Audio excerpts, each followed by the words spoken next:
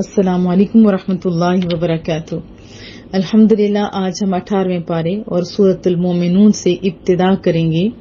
کریم رب سے دعا ہے مالک ہمیں بار بار قرآن کریم پڑھنے، سمجھنے، پھیلانے اور خاص طور پر عمل کرنے کی توفیق عطا فرما۔ ہمیں قرآن و سنت سے پیار عطا فرما۔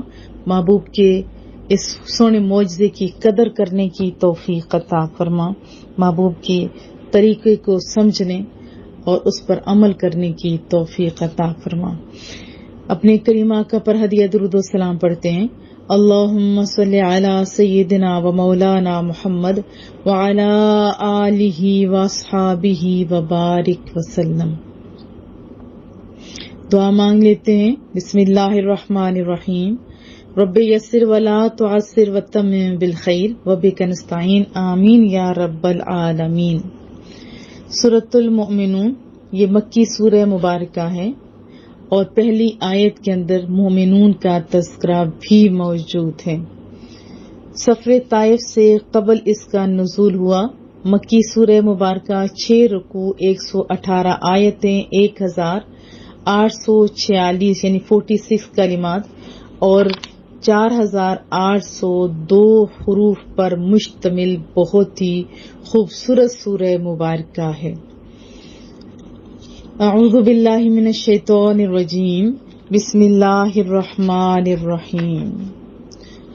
قد افلح، کتنی سونی بشارت ہے، بے شک فلاح پاگے۔ فلاح آپ جانتے ہیں، جب ہم نے قرآن کریم کی ابتدا کی تھی سورۃ البقرہ کے اندر اس کی بہت اچھی ڈیٹیل بتائی تھی۔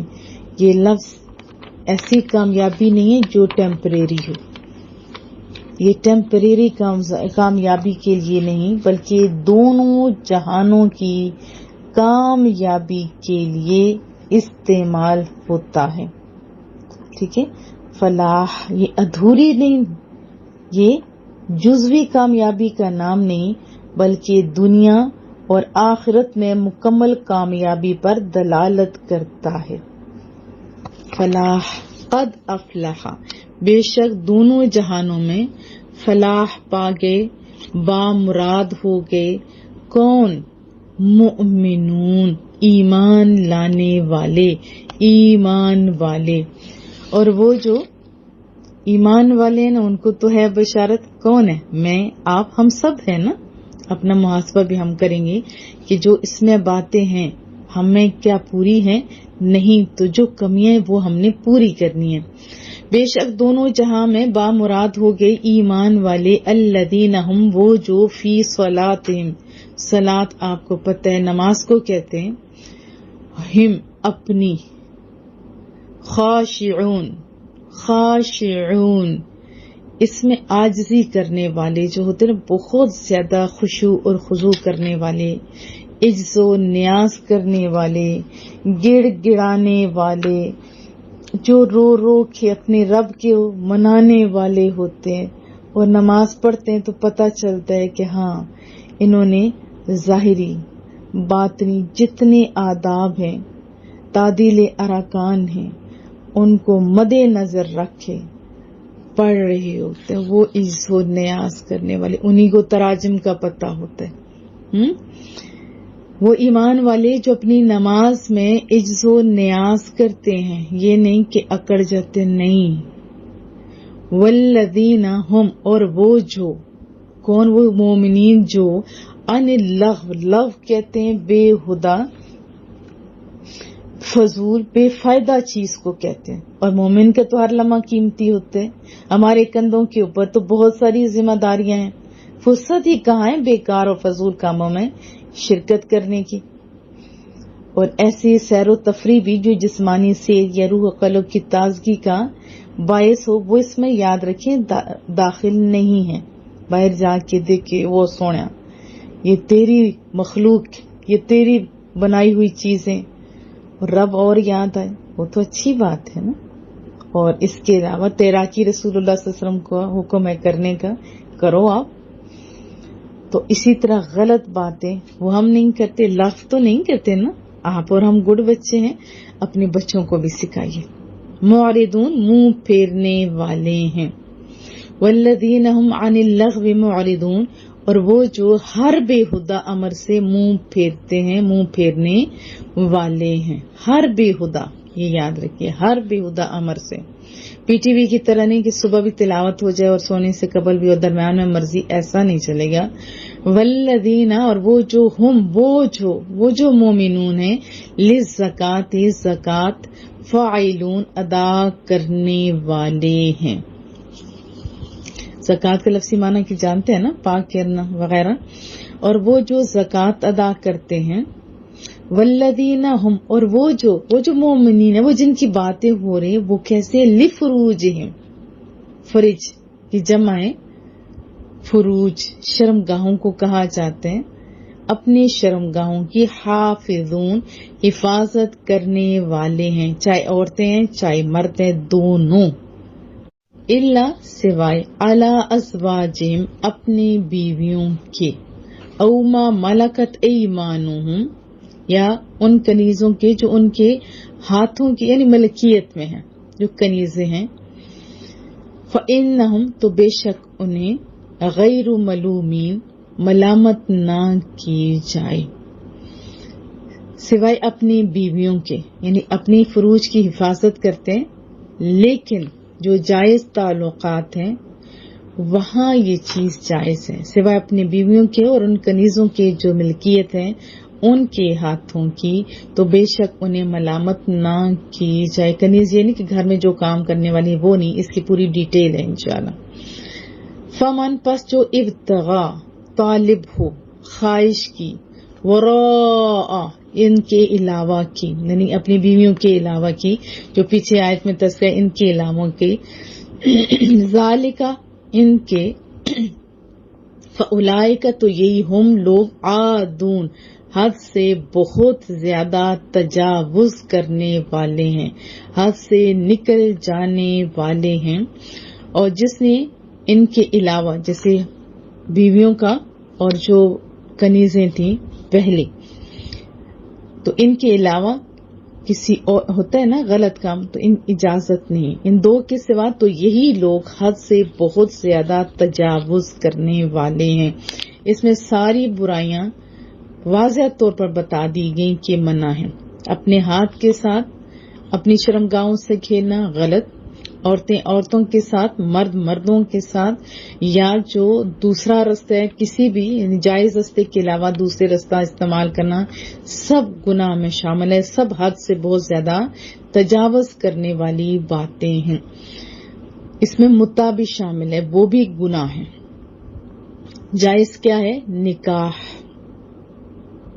والذین، اور نیز وہ جو، والذین ہم لاماناتہم، اپنی امانتوں کی، وعہدہم، اور اپنے وعدوں کی، راعون، پاسداری کرنے والے ہیں، رعایت کرنے والے ہیں، ملحوظ رکھنے والے ہیں، نبھانے والے ہیں، نگہداشت کرنے والے ہیں. رائی، ہر مرد اپنے گھر کا رائی ہوتا ہے نا.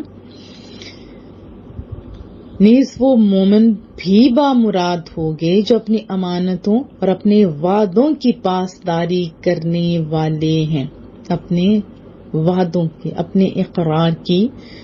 والذین، اور وہ، ہم جو، علی صلواتہم، صلاح نماز کو کہتے ہیں، صلواتہم، اپنی نمازوں کی، یحافظون، پوری حفاظت کرتے ہیں. اور وہ جو اپنی نمازوں کی پوری حفاظت کرتے ہیں. پیچھے ہم نے پڑھا الذین هم فی صلاتہم خاشعون، جو اپنی نماز میں عجز و نیاز کرتے ہیں، خشوع اور خضوع کے ساتھ نماز پڑھتے ہیں. یہاں کیا ہے؟ وہ جو اپنی نمازوں کی پوری حفاظت کرتے ہیں، نماز کے لیے کھڑے ہوتے ہیں تو پھر نماز ہی کے اندر ہوتے ہیں، ان کے تمام اعضاء بھی بتا رہے ہوئے ہوتے ہیں. یہ نہیں کہ کہیں ہاتھ سے کھیلا جا رہا ہے، کہیں ادھر ادھر دیکھا جا رہا ہے، ایسا کچھ نہیں. ان کے لیے کیا ہے مولا کریمہ؟ اولئک هم الوارثون، یہی لوگ تو وارث ہیں. یہ کون کہہ رہے؟ وہ جو اپنے وعدوں کا پابند ہے، وہ رب کریم کہہ رہا ہے ہر ایک کو مرنا ہے. کل نفس ذائقۃ الموت، ہر جان کو موت کا ذائقہ چکھنا ہے. بتا دیا ٹائم؟ نہیں پتا. یہ اچانک کیوں ہے؟ تاکہ ہر لمحہ بندہ ریڈی رہے. اب پتا ہو نا کہ اس ٹائم ہونا ہے، یا پہلے کر دے، بندہ لیزی ہو جاتا ہے نا. وَإِنَّمَا تُوَفَّوْنَ أُجُورَكُمْ يَوْمَ الْقِيَامَةِ، اور قیامت کے دن تمہیں پورا پورا اجر دیا جائے گا. فَمَن زُحْزِحَ عَنِ النَّارِ، تو جسے آگ سے بچا لیا گیا، وَأُدْخِلَ الْجَنَّةَ، اور جنت میں داخل کر دیا گیا، کیا ہوگا؟ فَقَدْ فَازَ، تو وہ کامیاب ہو گیا. حضرت عبداللہ بن عمر سے مروی ہے، محبوب کریم کا میٹھا سا فرمان، جس شخص کو جہنم سے بچنا، جنت میں داخل ہونا پسند ہو تو اسے موت ضرور اس حال میں آئے کہ وہ اللہ تعالیٰ اور آخرت کے دن پر ایمان رکھتا ہو، اور جس معاملے کو اپنے لیے پسند کرتا ہو وہی معاملہ دوسروں کے ساتھ کرے. ٹھیک ہے. اور جب یہ سنا نا حضرت عمر فاروق نے، چہرہ کھل اٹھا. یہ ساری بات سنی کیونکہ وہ جان لیتے تھے نا کہ وہی نازل ہو رہی ہے نبی پاک صلی اللہ علیہ وسلم. اور جب یہ وہی ختم ہوئی تو محبوب نے تو دعا کی تھی نا ہاتھ اٹھا کے کہ مولا کریمہ ہمیں زیادہ عطا کرنا، کمی نہ کرنا، عزت دینا اور ذلیل نہ کرنا، ہمیں عطا فرمانا، محروم نہ رکھنا. ہمیں چن لے مولا کریم، اور ہم پر کسی دوسرے کو نہ چن. اے مولا کریم ہم سے راضی ہو جا، ہم سے راضی ہو جا، ہمیں راضی فرما. پھر فرمایا کہ یہ آیات تو فوراً ہی حضرت عمر فاروق کے منہ سے کیا نکلا تھا کہ وہ رب سب سے بہترین ہے. وہ تبارک اللہ والی آیت، فتبارک اللہ احسن الخالقین. تو اللہ نے قرآن میں جگہ دے دی. بہرحال اللہ کہتے یہی لوگ وارث ہیں. کون؟ جن کی ابھی ابھی باتیں ہو رہی تھی، یہ خوبیوں والے لوگ. آپ کے اندر کیا ساری ہیں تو بہت لکی ہو. الذین، جو یرثون، وارث بنیں گے کس کے؟ فردوس کے. دعا مانگتے رہنا چاہیے نا ہمیں. بڑا اچھا سا گھر ہو تو کتنا مزہ آتا ہے. اور یہ تو جنت ہے، وہ بھی جنت الفردوس. ہم فیہا خالدون، وہ اس میں کون؟ وہ جو مومنون ہیں وہ اس میں خالدون، ہمیشہ رہیں گے. وَلَقَدْ خَلَقْنَا الْإِنسَانَ، اور اب انسان کی پیدائش کا جو پروسیس ہے پورا بتایا جا رہا ہے. سائنس تو آج بول رہی ہے نا، بندے کو ویسے بھی پتہ ہوتا ہے، لیکن اس طرح اندرونی کیفیات کا ہمیں نہیں پتہ جیسے قرآن کھول کھول کے بیان کر رہے ہیں. اور بے شک ہم نے پیدا کیا کس کو؟ انسان کو. کس سے؟ من سلالۃ من طین. سلالہ کہتے ہیں جوہر کو، خلاصے کو. جو نہیں ہوئی من طین، مٹی سے. اور بے شک ہم نے انسان کو مٹی کے جوہر سے پیدا کیا. انسان کیسے پیدا ہوتا ہے آپ سب جانتے ہیں جو میرڈ لوگ ہیں. تو اللہ کہتے ہیں چنی ہوئی مٹی سے. پہلے حضرت آدم علیہ السلام کو مٹی سے پیدا کیا، اور ابھی تو ہم ہیں. ثم، پھر جعلناہ، ہم نے اس سے رکھا نطفہ، پانی کی بوند. نطفہ آپ جانتے ہیں کہاں؟ فی قرار مکین، ایک محفوظ مقام میں. الٹے برتن میں اللہ نے کیسے بچا کے رکھا بچے کو. اور پیدا ہونے کا طریقہ، اندر سے بننے کا طریقہ، یہ سوچ کے بندہ واقعی دل کہتا ہے فتبارک اللہ احسن الخالقین. ثم، پھر خلقنا، ہم نے بنایا انسان کو. ٹھیک ہے، یہ پروسیس ہے. ثم، پھر خلقنا نطفہ، پھر ہم نے بنا دیا اس نطفے کو. پیچھے تھا ہم نے رکھا نطفہ ایک محفوظ جگہ میں، اور پھر نطفے کو علقہ بنا دیا. علقہ کہتے ہیں خون کے لوتھڑے کو. فخلقنا العلقہ، اب پھر علقہ کو یعنی خون کے لوتھڑے کو مدغہ بنا دیا، گوشت کی بوٹی بنا دیا. وہ جو نطفہ، وہ جو پانی تھا اس کو پہلے رکھا، پھر خون کا لوتھڑا بنا، پھر اس کے بعد گوشت کی بوٹی. فخلقنا، پھر ہم نے پیدا کر دی مدغتا، اس بوٹی سے کیا؟ عظاما، ہڈیاں. یہ میرے رب کا کمال ہے، میرے رب کا کمال ہے. ابھی ہڈیاں، پاؤں کی ایڑی کبھی سوچی ہے آپ نے؟ پورا وزن ہمارا اس کے اوپر ہوتا ہے، اور اس کے اندر ہڈی ہے، تھوڑا سا گوشت ہے. لیکن وہ گوشت ہڈی کو جو ہے نا، وہ کاٹ کے ہڈی گوشت کو باہر نہیں آتی. تو بہرحال یہ بھی دیکھیں نا، اس بوٹی سے ہڈیاں بنانا، یہ کس کا کام ہے؟ اللہ کریم کا. پھر کیا ہوا مولا کریمہ؟ فکسونا، پھر ہم نے پہنا دیا کیا؟ عظام، ان ہڈیوں کو، لحما، گوشت. یہ میرے رب کا طریقہ ہے. پھر ان ہڈیوں کو گوشت پہنا دیا. ثم، پھر انشأناہ، ہم نے اس کو بنا دیا. اس چیز کو، وہ جو بوند تھی نا، یہ بوند کا پروسیس ہوتے ہوتے بنا دیا خلقن آخر، دوسری مخلوق بنا دی، پورا انسان، وہ پانی سے پورا انسان بن جاتا ہے۔ فتبارک اللہ، بس بڑا بابرکت ہے رب کریم، احسن الخالقین، سب سے بہتر بنانے والا۔ ثم پھر انکم، یقیناً تم، بعد ذالک، ان سے گزرنے کے بعد، یعنی یہ جو سارا پروسیس ہوا، پوری زندگی ہوئی، لمیتون، تم مرنے والے ہو۔ کب؟ کوئی بچپن میں، کوئی جوانی میں، کوئی بڑھاپے میں، تیاری کرنی ہے ہم لوگوں نے۔ ثم پھر انکم، بلا شبہ تمہیں، یوم القیامہ، قیامت کے روز، تبعثون، اٹھایا جائے گا۔ وہ جو نطفہ سے انسان بنا کے اٹھا سکتا ہے، وہ دوبارہ بھی یہ سارا کام کر سکتا ہے۔ پھر قبروں سے تمہیں اٹھایا جائے گا۔ وَلَقَدْ خَلَقْنَا، اور بے شک ہم نے بنا دیے، فوقکم، تمہارے اوپر، ذرا دیکھو تو صحیح اوپر، 7 طرائق، 7 راستے بنا دیے۔ یہ سونا رب کہتے ہیں یہ سب کچھ تو بنایا تو ہے، بندہ 1 سے 2 اگر کوئی ادارے بنا دے تو توجہ بٹ جاتی ہے۔ 1 سے 2 بچے ہو جائیں، اور جن کے 8-10 بچے ہوتے ہیں، ٹھیک ہے وہ سب سے پیار کرتے ہیں، لیکن پھر بھی کچھ نہ کچھ فرق آتا ہے۔ پھر ان بچوں کے جب آگے بچے ہوتے ہیں پھر بھی فرق آ جاتا ہے، یہ بھول گئے تو وہ بھول گئے، گھر چلانا ہو تو ہم کہتے ہیں یہ بھول گئے تو وہ بھول گئے۔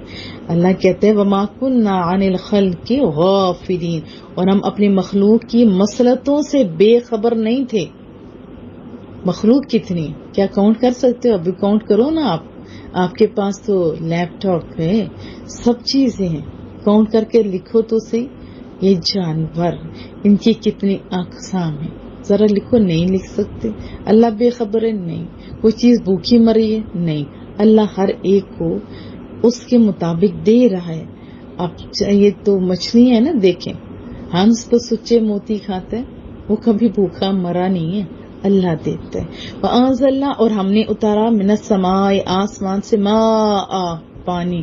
کیسے پانی اتارا؟ بقدر، اندازے کے مطابق، یعنی جس کو جتنی ضرورت ہے سب کو، اور ہم نے آسمان سے اندازے کے مطابق پانی اتارا، اور پھر ایسا اتارا کہ قطرہ قطرہ کر کے، سر پھٹتا نہیں ہے، اکٹھا آ جائے اوپر سے، یا اوپر سے بادل گرا دے بس ایسے ہو جائے برف کی سلنگ پگھلتا رہے، ایسا نہیں۔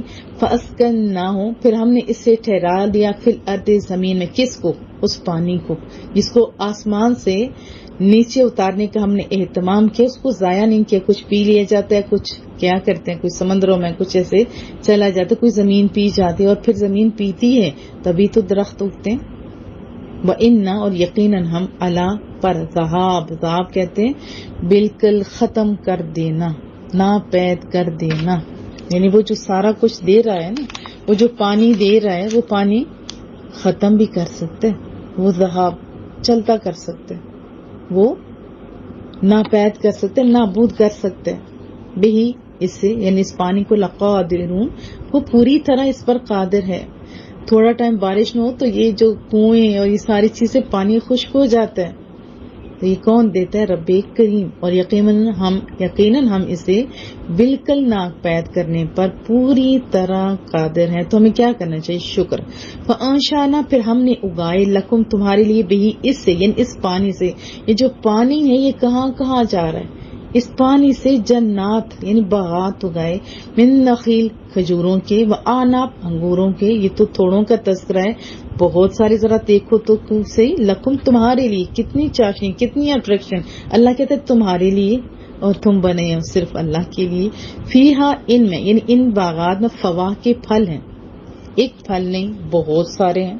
فاکہۃ، واحد ہے، اور فواکہ یہ کہتے ہیں میووں کو، بہت سارے پھلوں کو، کثیرہ، بہت سے۔ تمہارے لیے اس پانی سے باغات، کھجوروں اور انگوروں کے ہم نے اگائے ہیں، تمہارے لیے ان میں بہت سے پھل ہیں۔ وَمِنْهَا تَأْكُلُونَ، اور ان میں سے تم کھاتے بھی ہو۔ وَشَجَرَةً، نیز ایک درخت ہے، کون سا؟ زیتون کا، تخرج، جو اگتا ہے، کہاں؟ من طور سینا، طور سینا میں، جہاں حضرت موسیٰ علیہ السلام کی ملاقات کوئی طور پر ہوئی تھی نا، وہاں اگتا ہے۔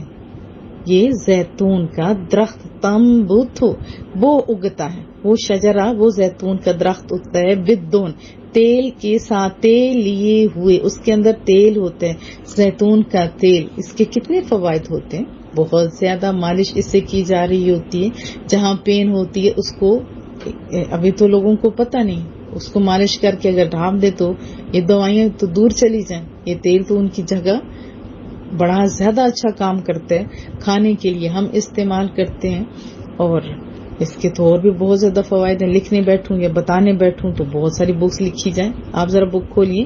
وصبغ، اور سالن بھی ہے، سالن دیے ہوئے، ابھی اس کا اچار بھی بنتا ہے، بہت کچھ، للآکلین کھانے والوں کے لیے۔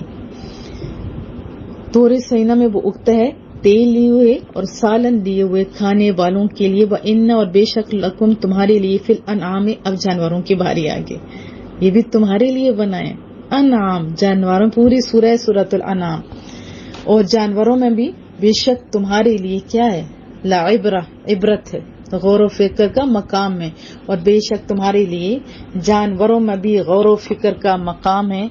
نسقیکم، ہم پلاتے ہیں تمہیں، نسقیکم، ہم پلاتے ہیں تمہیں، مما، اصل میں تھا من اور ماں، مما اس سے، فی بطونہا، ان کے پیٹوں سے، ان کے شکموں سے، کیا پلاتے ہیں، دودھ۔ اب حیرت کی بات نہیں ہے، کھاتے کیا ہیں، اگر پیٹ پھاڑ کے ان کا دیکھیں ذبح کرتے، کوئی دودھ کی نالیاں ہوتی ہیں، کچھ ڈرم ہوتے ہیں، نہیں ہوتے، اللہ ہے، اللہ، گوبر ایک سائڈ پہ، خون ایک سائڈ پہ، گوشت ایک سائڈ پہ، اور اندر سے وائٹ سا دودھ نکلتا ہے، اور رسول اللہ نے تو دعا بھی فرمائی تھی کہ اللہ اس سے زیادہ دے، اللہم بارک لنا فی وزدنا من، اے اللہ زیادہ دے، اس میں اتنے فوائد ہیں بے حساب۔ یہ کس کے لیے، غور و فکر کرنے والے، ورنہ ہم لوگ تو سارا کچھ پی جاتے، سوچا بھی کبھی نہیں یہ آیا کدھر سے، بنایا کس نے، کیسے۔ وَلَكُمْ فِيهَا، اور ان میں یعنی انعام میں تمہارے لیے، منافع، طرح طرح کے فائدے ہیں، کبھی اون بن رہی ہے، ایون کہ ان کے تو گوبر بھی فائدے کا ہوتا ہے، وہ ہم ایندھن کے طور پہ چلاتے ہیں، کثیرہ، بہت، وَمِنْهَا، اور انہی سے تأکلون، تم کھاتے ہو گوشت، اور تمہارے لیے ان میں طرح طرح کے بہت فائدے ہیں، اور انہی کے گوشت سے تم کیا کرتے ہو، سو ڈشیں بناتے ہو، تم کھاتے ہو۔ وعلیہا، اور ان پر یعنی ان انعام پر ہم لوگ کیا کرتے ہیں، سواریاں کرتے ہیں اور بوجھ اٹھواتے ہیں۔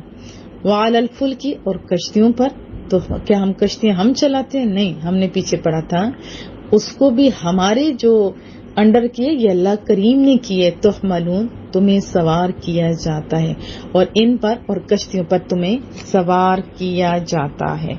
قرآن کریم کے آغوش تربیت میں پرورش پانے والے انسان جن خوبیوں اور اوصاف کے حامل ہوتے ہیں نا، انہی کے بیان سے سورہ مبارکہ کا افتتاح ہو رہا ہے، قد افلح المؤمنون۔ اب خود انصاف کیجئے، جو بندہ بارگاہ الہی میں حاضر ہو تو ادب و نیاز کا پیکر بن جائے اور مفید مصروفیات میں ایسا گھرا ہوا ہو کہ بیکار اور بےہودہ مشاغل میں شرکت کی فرصت ہی نہ ملے، اپنے مال اور اخلاق کی تزکیہ میں ہر ٹائم مشغول ہو، جو اپنی نفسانی اور شیوانی خواہشات کی تکمیل میں بے راہ روی کا شکار نہ ہو، امانت ملے اسے تو وہ اچھی طرح حفاظت کرے، یعنی جس امانت کی حفاظت اور جو دینی ملی ذمہ داری سونپی جائے اس میں خیانت کا مرتکب نہ ہو، اور جو عہد و پیمان وہ خود کرے، اس کو وہ خود ہر ٹائم جو بھی جس بھی ٹائم کا اس نے بتایا ہو ہر قیمت نبھائے۔ جو شخص ایسی خوبیوں کا مالک ہو، اس کے سر پر اگر فلاح طاہرین کا تاج نہیں رکھا جائے گا تو کس کے سر پر رکھا جائے گا؟ کہ فردوس برین کی بہاریں اگر اس کے لیے چشمے برا نہ ہوں گی تو اور کس کے لیے ہوں گی؟ اسلام اپنے ماننے والوں کو سیرت کی اسی سانچے میں ڈھالنا چاہتا ہے، اور اللہ تعالیٰ کا محبوب صلی اللہ علیہ وسلم بگڑے ہوئے اور عملی، اخلاقی اور نظریاتی پستیوں میں گرے ہوئے افراد کو ان بلندیوں تک پہنچانے کے لیے تشریف لائے، تاکہ ایسے سلجھے افراد سے ایسی ملت موت سے وجود میں آئے جو تمام عالم انسانی کو فوز و فلاح کا راستہ دکھا سکے۔ تو آپ ذرا اپنا محاسبہ کرتے جائیے، کیا یہ اوصاف ہمارے اندر ہیں؟ جب ایسے اوصاف والے لوگ تھے تو دنیا میں ان کا نام تھا، اور جو چھوڑ بیٹھے تو پھر کیا ہوا، زوال کا شکار ہو گئے۔ وہ معزز تھے زمانے میں مسلمان ہو کر، اور تم خار ہوئے تار کے قرآن ہو کر۔ یہ کون فرما رہے ہیں؟ حضرت علامہ اقبال رحمت اللہ علیہ۔ اب یہ اوصاف کے نماز پہ تو بہت خشوع اور خضوع ہو، بے ہدہ امر بالکل نہ ہو، بلکہ منہ پھیر لے، تو آپ کا شمار کن میں ہے؟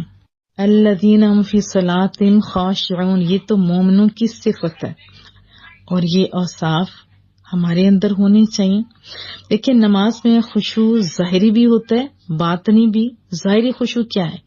یہ کہ نماز کے آداب کی مکمل رعایت کی جائے، مثلا نظر جائے نماز سے باہر نہ جائے، آنکھ کے کنارے سے کسی طرف نہ دیکھے، آسمان کی طرف نظر نہ اٹھائے، کوئی عبث اور بیکار کام نہ کرے، کوئی کپڑا شانوں پر اس طرح نہ لٹکائے کہ اس کے دونوں کنارے لٹکتے ہوں، مردوں کے لیے آپس میں ملے ہوئے نہ ہوں، اور اسی طرح انگلیاں بھی نہ چٹکائے، اور اس قسم کی حرکات سے باز رہے۔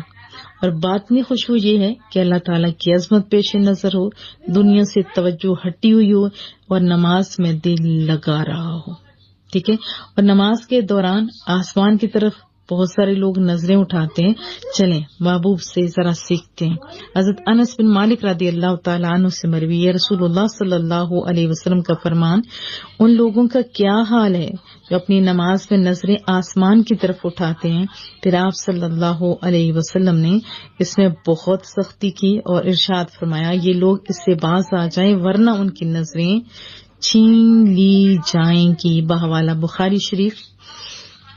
حضرت انس رضی اللہ تعالی عنہ فرماتے ہیں، نبی کریم صلی اللہ علیہ وسلم نے مجھ سے فرمایا، اے بیٹے، نماز میں ادھر ادھر دیکھنے سے بچو، کیونکہ نماز میں ادھر ادھر توجہ ہلاکت ہے۔ بحوالہ ترمذی شریف۔ اما عائشہ رضی اللہ تعالی عنہا فرماتی ہے کہ میں نے رسول اللہ صلی اللہ علیہ وسلم سے نماز میں ادھر ادھر توجہ کرنے کے بارے میں پوچھا تو آپ نے فرمایا، یہ شیطانی لغزش ہے، اس کے ذریعے شیطان بندے کو نماز سے پھسلانا چاہتا ہے۔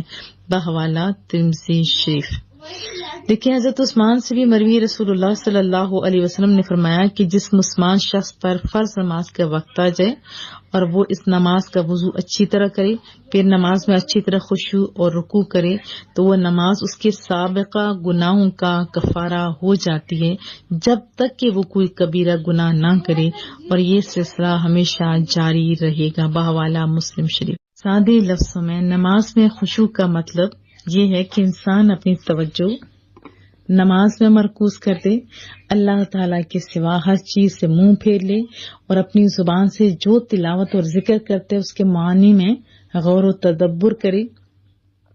اس کے علاوہ ظاہری آداب بھی ہیں کہ نگاہ سجدہ گاہ پر مرکوز رہے، دائیں بائیں مڑ کر نہ دیکھے، آگے پیچھے جسم کو حرکت نہ دے، جس طرح میں نے بتایا، انگلیاں نہ چٹکائے، کپڑوں کو نہ سمیٹے، سجدے میں جائے تو اپنی سجدے کی جگہوں کو ہاتھوں سے صاف نہ کرے۔ حضرت ابو ہریرہ رضی اللہ تعالیٰ عنہ سے مروی ہے، رسول اللہ صلی اللہ علیہ وسلم نے ایک شخص کو نماز میں داڑھی سے کھیلتے ہوئے دیکھا تو فرمایا، یعنی اگر اس شخص کے دل میں عجز و نیاز ہوتا تو اس کے ظاہری اعضاء بھی اظہار عجز کرتے۔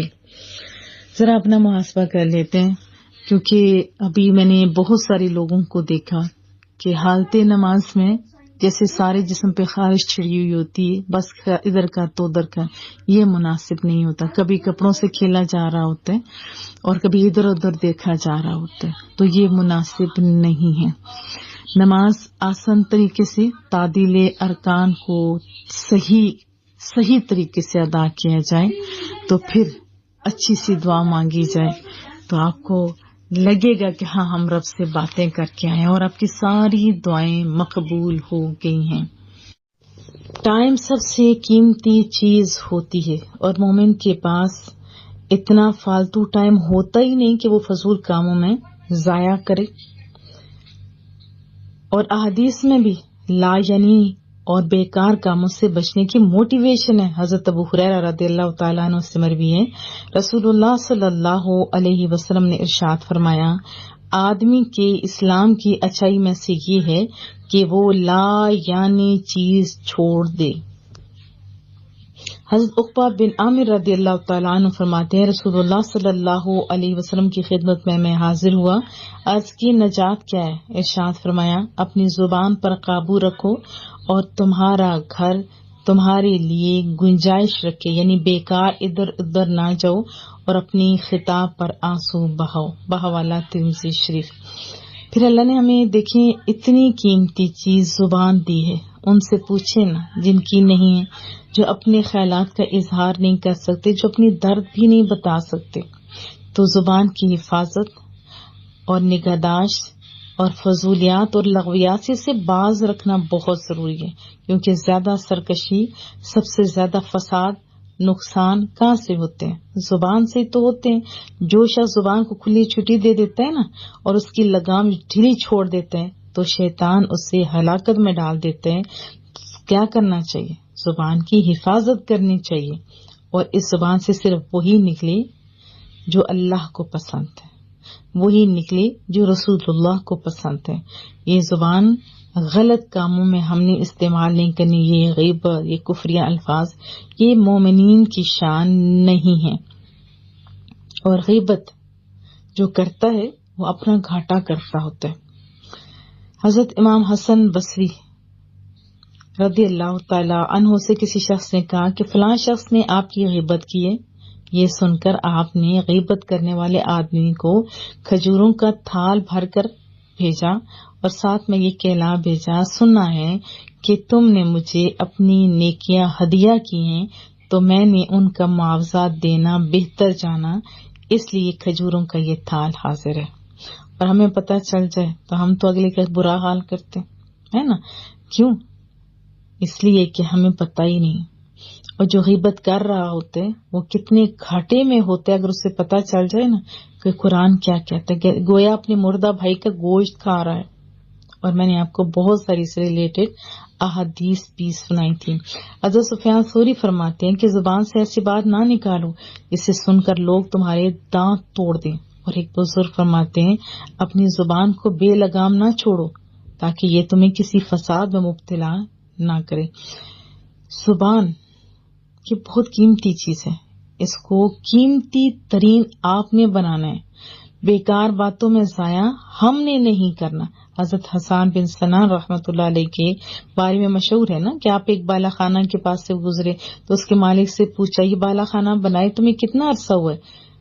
تو اس سوال کے بعد آپ کو دل میں سخت ندامت ہوئی، اور نفس کو مخاطب کرتے ہوئے یوں فرمایا، مغرور نفس تو فضول اور لا یعنی سوالات میں قیمتی ترین وقت کو ضائع کرتا ہے۔ پھر اس فضول سوال کے کفارے میں آپ نے کتابوں میں لکھا ہوا تھا کہ 1 سال روزے رکھے، اور ہم تو روز ہی باتیں کرتے ہیں نا۔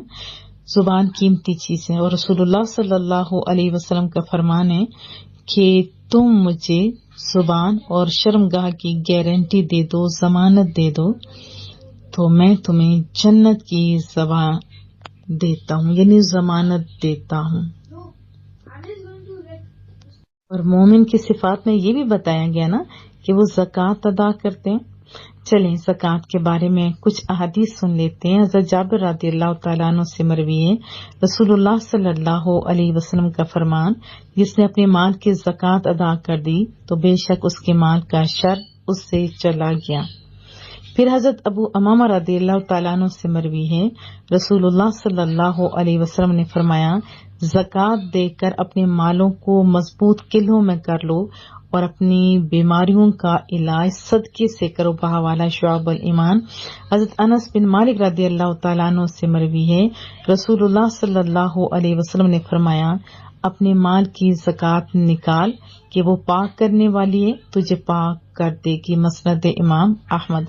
اور صحیح بخاری میں ہے، حضرت ابو ہریرہ رضی اللہ تعالیٰ عنہ سے مروی ہے، رسول اللہ کا فرمان، میٹھا بول، فرمایا جس کو اللہ تعالیٰ مال دے اور وہ اس کی زکوٰۃ ادا نہ کرے تو قیامت کے دن وہ مال گنج سانپ کی صورت میں کر دیا جائے گا، جس کے سر پر 2 نشان ہوں گے۔ وہ سانپ اس کے گلے میں توق بنا کر ڈال دیا جائے گا، پھر اس کی باچھیں پکڑے گا اور کہے گا میں تیرا مال ہوں اور میں تیرا خزانہ ہوں۔ بحوالہ بخاری شریف۔ کس طرح رسول اللہ صلی اللہ علیہ وسلم نے پیار سے بھی اور سزا کے طور پہ بھی، جیسے ہوتا ہے نا بعض بچے سٹار سے سیانے ہو جاتے ہیں اور بعض تو ڈنڈے سے بھی سیانے نہیں ہوتے اور بعض ہو جاتے ہیں، جو ہو جاتے ہیں تو ان کے لیے ڈنڈا استعمال کیا جاتا ہے۔ تو یہاں دونوں قسم کی چیزیں بتائیں گی تاکہ ہم لوگ زکوٰۃ دیں، اس کا ہمیں خود فائدہ ہے۔ حضرت زید بن ارقم رضی اللہ تعالیٰ عنہ فرماتے ہیں رسول اللہ صلی اللہ علیہ وسلم اس طرح دعا فرمایا کرتے تھے، اللہم آت نفسی تقواہا وزکیہا انت خیر من زکاہا انت ولیہا ومولاہا۔ مولا کریم میرے نفس کو تقوی عطا فرما اور اسے پاکیزہ کر، تو سب سے بہتر پاک کرنے والا ہے، تو ہی اس کا ولی اور مولا ہے۔ بحوالہ مسلم شریف۔ اور یہی دعا اپنی امت کو سکھائے تاکہ، اور ہمیں بھی کرنی چاہیے، کیوں؟ تاکہ ہم بھی اپنے نفس کو لالچ سے بچائیں۔ یہ جو زکوٰۃ ہوتی ہے نا، اس کے بھلا یہ فوائد ہیں، لیکن مجھے بھی بہت بڑی بات لگتی ہے کہ انسان کو لالچ سے بھی پاک کر لیتی ہے، اور یہ لالچ آج دیکھو قتلوں کا سبب بن رہی ہے۔ تو اسلام نے کیسے پہلے ہی علاج کر دیا کہ نہ مال اکٹھا ہو، نہ لالچ آئے۔ جب زیادہ آپ دیتے ہو اللہ کی راہ میں تو ایک تو ثواب ہے، بہت زیادہ ثواب ہے، پھر فائدہ اپنا، اور پھر آپ کو پتہ ہے کہ جب بندہ دے رہا ہوتا ہے نا، من میں ٹھنڈ بڑی پہنچتی ہے، اور بیماریاں، مصیبتیں ان سے بھی نجات مل جاتی۔ حضرت عبادہ بن صامت رضی اللہ تعالیٰ عنہ سے روایت ہے، رسول اللہ صلی اللہ علیہ وسلم نے فرمایا میرے لیے 6 چیزوں کے ضامن ہو جاؤ، میں تمہارے لیے جنت کا ضامن ہوں۔ کیا؟ نمبر 1، بات بولو تو سچ بولو، وعدہ کرو تو پورا کرو، تمہارے پاس امانت رکھی جائے تو ادا کرو، اپنی شرم گاہوں کی حفاظت کرو، اپنی نگاہوں کو پست کرو، اور اپنے ہاتھوں کو روکو۔ اور پھر مومن کی شان کیا ہے؟ وہ اپنی نمازوں کی حفاظت کر رہے ہوتے ہیں۔ اور ایسے لوگ کیا ہیں؟ ایسے وارث ہیں کس کے؟ جنت الفردوس کے وارث ہیں۔ جنت میں جانا ہے تو پھر کیا کرنا ہوگا؟ رسول اللہ کی بات ماننی ہوگی۔ حضرت معاذ بن جبل سے مروی ہے، رسول اللہ نے ارشاد فرمایا جنت میں 100 درجے ہیں، 2 درجوں کے درمیان اتنی مسافت ہے جتنی آسمان اور زمین کے درمیان ہے، پھر 2 سب سے اعلیٰ اور درمیانی جنت ہے، اس سے اوپر رحمان کا عرش ہے، اور اس سے جنت کی نہریں نکلتی ہیں۔ جب تم اللہ تعالیٰ سے سوال کرو تو کیا مانگو؟ جنت الفردوس کا سوال کرو۔ کیا آپ مانگتے ہو؟ جی ضرور، میرے لیے، میرے جتنے لوگ ہمارے ساتھ ہیں سب کے لیے مانگا کریں، کیونکہ مومن جب دوسروں کے لیے مانگتا ہے نا تو فرشتہ آمین کہتا ہے جو دوسروں کے لیے مانگ رہے ہو اللہ آپ کو وہ عطا کرے۔